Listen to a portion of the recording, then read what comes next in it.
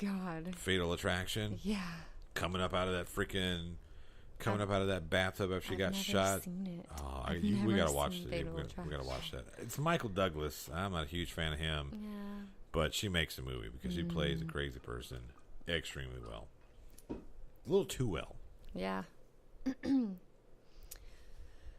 We're number three. You called my number three Maggie Smith. Maggie Smith. Well, my number three, Meryl Streep. That's my number two. Oh, well, there we go. Now I knew we'd have a lot of overlapping here. Yeah, being married and all. Yeah. Well, what did married couples know about it? But Meryl Streep. She's such a strong actress. Very, a lot of presence. Yes. A lot of presence, which is why she's so high on my list. Yeah. I don't know if she's the greatest actress out there, but the fact that she, again, when Meryl Streep's on screen, it's the ways she carries herself. The way she carries herself, yeah. She demands attention. Yeah. Absolutely. Yeah. But without being dramatic. Right. She's just a force to be reckoned with. Right. The thing that sticks out to me was Stuck on You, where she plays herself, basically. Yeah. And she's a bitch. Well, she's not a bitch so much. Isn't she? No. That's a Cher that's a real bitch. Oh, you're right. Yeah, You're but right. she was, it was like, oh, hey, unassuming and all that stuff. As you would expect any celebrity to be when they're trying to sit down and have some dinner and some stargazer comes up like, oh, hey, let me introduce myself and tell you my life story and all this shit. And it's like, oh, okay, yeah. Trying to be nice and make you feel like, oh, yes, I remember being at this place. And then she remembers a football game. And it was, anyway. But yeah, Meryl Streep is another one of those actresses. She's kind of a five-tool actress. I think she sings. She does. Yeah, she dances, and she's been in the business for Ever. ever. She started it. Yeah. Not really. I don't know about all that, but not really. Yeah. But yeah, of our time. Yeah. She's definitely one of the biggest actresses of our time. And of course, you stole my number one as well. But we're on number two. You stole my number two. Who's your number two? Meryl Streep. Oh, that's right. Oh, so now it's honorable mention time. Well, who's your number one? Well, I already told you my number one, Kathy Bates. I have a number. Who's my number two? My number two. My number two, and I can't believe she didn't make your list. Who? Helen Mirren. Oh. Hobson. Hobson. You're missing Asian you. She's one of the. Go ahead. She's great. And everything she does. I was talking to my dad earlier about the movie Red with Bruce Willis. I don't think you've seen it. It had Bruce Willis, John Malkovich, Helen Mirren, Morgan Freeman. Damn. A bunch of people in it. And some names. Right. And I'm thinking, I saw the first one. I didn't even know they made a second one, but I saw the first one. Yeah. It's about this group of old, hitmen and CIA operatives, and they're retired and get back together to do a mission and all this shit. But sounds dumb. It's actually the premise is kind of silly, but like that whole one where they get all those fucking action movie guys. Oh, The Expendables. I hate that movie. The Expendables, so 1, 2, and 3. stupid. Yeah, it is kind of dumb, but it's fun.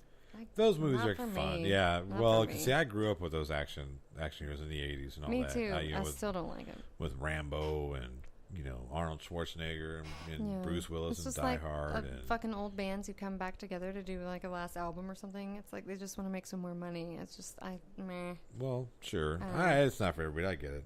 Whatever. But no, in this Expendables, her and Helen Mirren and John Malkovich, those two make the movie. In Red. In Red. If it weren't for those two characters, that movie would just been like, whatever. Yeah. Just typical shoot 'em up. But he's goofy. And she's equally as goofy in it. So it's so amazing. They're fun because of her and him. I just recently sat down and watched. I was watching it the other night when you came home. With Will Smith in it. Oh, Collateral Beauty. Collateral Beauty. Yeah. And she is in that. And, right. Yeah, she's kind of just like funky and quirky weird, and quirky, yeah. and like wears these like band T-shirts all the time. Yeah. And, like you would just think that that's how she is. Yeah. If you were to pass her by in the street, you probably would know that you're walking by Helen Mirren. Yeah, exactly. You know, because it's like she puts on a mask, and that's who she is. Right. When she's in that role, she's just that good. She owns the role that she's in. She's just that good. Yeah. Yep. Speaking of collateral beauty, before I do my honorable mentions, did you figured out that those three really were like angels and such, right? No. So you went back and watched it? Mm-hmm. No, I didn't. Did you notice that if you so piece these things together, and if you haven't seen Collateral Beauty, I don't care. Spoiler alert. So you had Helen Mirren, who was playing Death, and who was she? Who was she most interactive with of the three people that hired the group? Oh. The guy who was dying of cancer. Right? Yeah. Uh-huh. And then if you look at, I can't remember the young black man's name, but the guy who played Time, who was he interacting with? The lady who was dealing with issues of time and being a mother and whatnot, and wanting to have kids. One of your... Kate Winslet. Yeah, Kate Winslet. Okay, yeah. She's apparently top rated, and she's good. I guess. I didn't like her in Titanic because I didn't like Titanic, and I thought she was a bitch for not saying, "Hey, Leo, come jump up on here." But then I was like, "No, it's Leonardo DiCaprio. Let that fucker drown." I'm kidding. And then, of course, Ed Norton and what's her name? Beauty. Keira Knightley. Keira Knightley was Love. Oh, Love. Right, and she was, encouraging him to go back. Hey, that's your daughter. Yeah. You know what I mean? You need to... I mean, if you look at when she agrees to interact with Will Smith's character again, what does she say? I don't want your money. I want you to put as much effort into getting me to do this. Or I want you to put much effort into being your daughter's father as you are getting me to do this role. Yeah. So at the end of the film, the part where Will Smith meets back up with his wife... Uh-huh. He looks back and he sees the three on the bridge. And his wife immediately turns and looks, and they're not there. Oh. It's very subtle. I don't even know if I saw that part.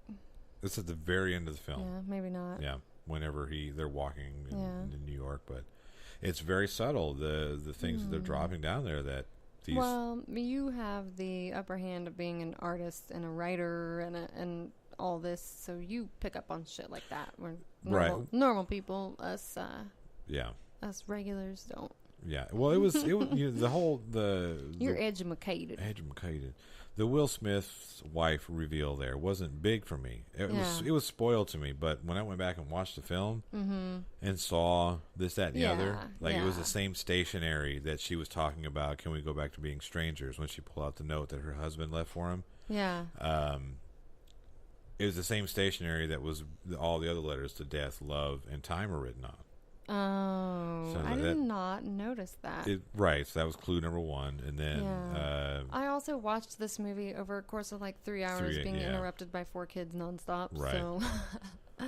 Yeah. No. So it's very subtle things. Very subtle things they do that...